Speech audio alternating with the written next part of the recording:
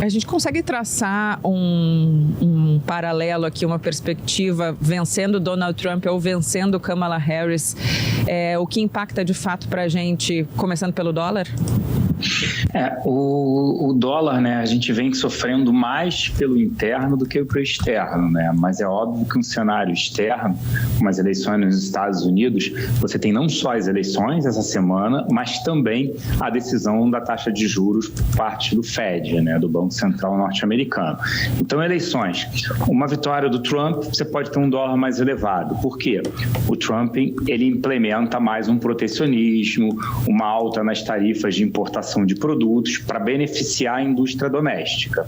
E aí, se você faz isso, você pode gerar uma inflação e uma taxa de juros por lá, uma queda menor na taxa de juros nos Estados Unidos. Mas, por outro lado, né, na semana passada a gente viu isso ainda com um efeito externo e impactando a nossa moeda aqui dentro, foi que você teve um dado do relatório de emprego dos Estados Unidos, o payroll, onde foram criadas 12 mil vagas, a expectativa era de 100 mil, só que todo mundo, pronto, a economia desacelerou. Mas não foi isso. A gente teve greve nos portos norte-americanos e a gente também teve um problema de 2 furacões nos Estados Unidos. Então, o dado acabou sendo um dado muito difícil de se medir.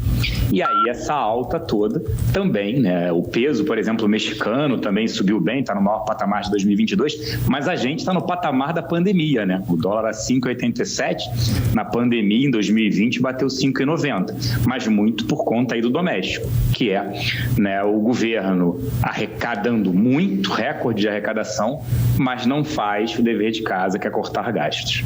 O senhor falou de um ponto importante que é em relação ao protecionismo. O que as empresas brasileiras, os exportadores brasileiros podem esperar dessa eleição, vencendo Kamala ou vencendo Donald Trump? Tá, a gente tem, né, acesso à parte dos Estados Unidos, mas a gente não exporta produtos industrializados. Eu gosto de dizer que o Brasil é um celeiro do mundo. A gente é muita exportação de commodities, soja, milho, parte de proteínas, carne. E não é os Estados Unidos. Carne, por exemplo, eles não são os principais. Vários produtos, eles não são os principais. Então, eu vejo a parte de industrializados afetando muito pouco, independente de quem vença. Só que você tem um efeito, quando você faz isso de ao elevar tarifas de importação, os produtos se tornam mais caros. E aí se tornam mais caros para diversos países. E aí gera uma inflação global que também vai nos afetar. Então, a gente já tem uma tendência de alta da inflação doméstica, né, aqui no Brasil, né, ali mais para acima de 4,5% esse ano.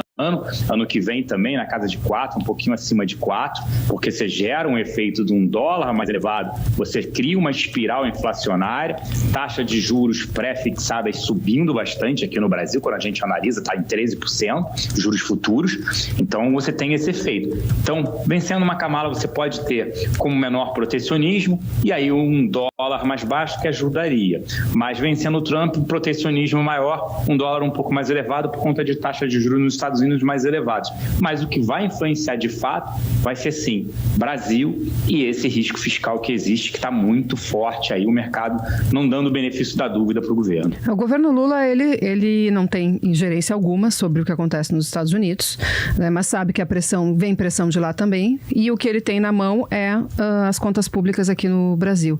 E ele sabe o estrago político que uma inflação faz. O PT já sentiu isso, né, em outros governos. O senhor acha que isso é suficiente, ter ciência disso e desse estrago é suficiente para que nós tenhamos um avanço, por exemplo, hoje na reunião de Lula com o ministro da Fazenda e com o ministro da Casa Civil, termos um avanço e saírem medidas concretas e suficientes de corte de gastos? Excelente pergunta, excelente ponto, né? Quando a gente fala com o político, né, o político, quando a bolsa, né, cai, ele não está preocupado. Eles falam que é movimento especulativo. É um investidor estrangeiro que quer ganhar dinheiro, tudo mais, isso não serve para a população. Quando eles também não entendem sobre juros futuros, ou seja, se você tem juros futuros, uma expectativa da Selic é 13%, é que os juros estão subindo. Vai ter que subir juros aqui. E a gente tem reunião do Copom, Comitê de Política Monetária, amanhã, com decisão na quarta, com alta de juros, expectativa de alta de 0,5%.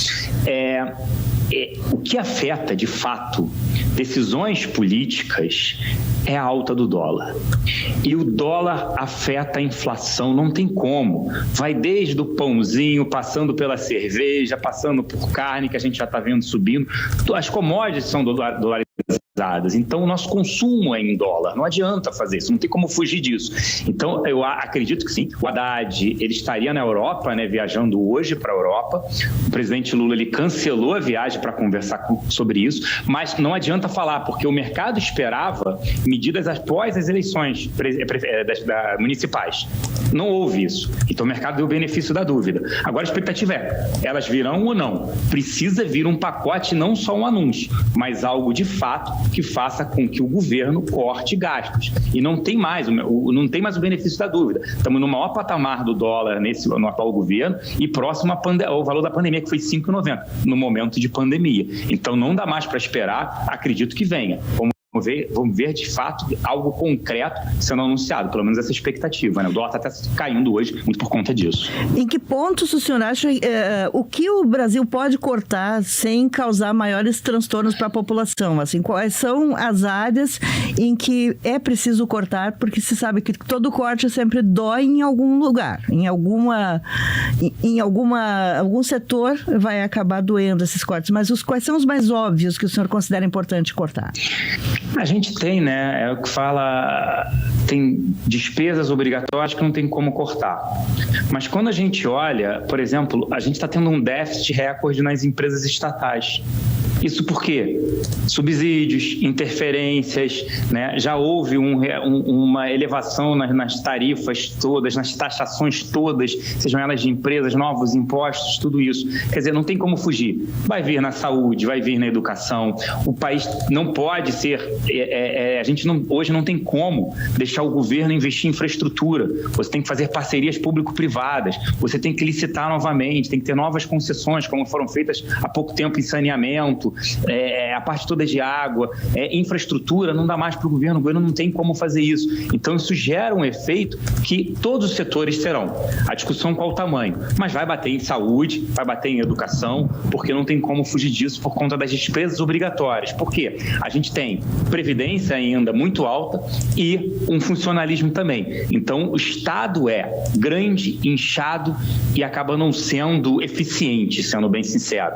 Então, a gente precisa, sim, não ter novos concursos públicos, não aumentar a máquina pública. Já tem discussão de nova reforma da Previdência, por conta dos gastos da elevação dessas despesas obrigatórias. Na obrigatória não tem como ele mexer, só se ele vier com um pacote, uma PEC, né, ali postergando, não deve fazer uma reforma agora da Previdência, mas sim uma reforma administrativa, para segurar os gastos, porque a gente paga para muitos segmentos, né, de servidores, a gente paga acima do teto. Tem o teto, mas ele não é respeitado com algumas artimanhas, e são bilhões de reais ali. Então tem muita coisa para fazer, sim, em termos de corte de gasto, só que mexe com muita gente, né? E aí tem o lobby ali, já não mexa, né, meu pirão primeiro, né? Farinha pouca, meu pirão primeiro, como tem essa frase aqui no Brasil, e infelizmente na política se usa muito.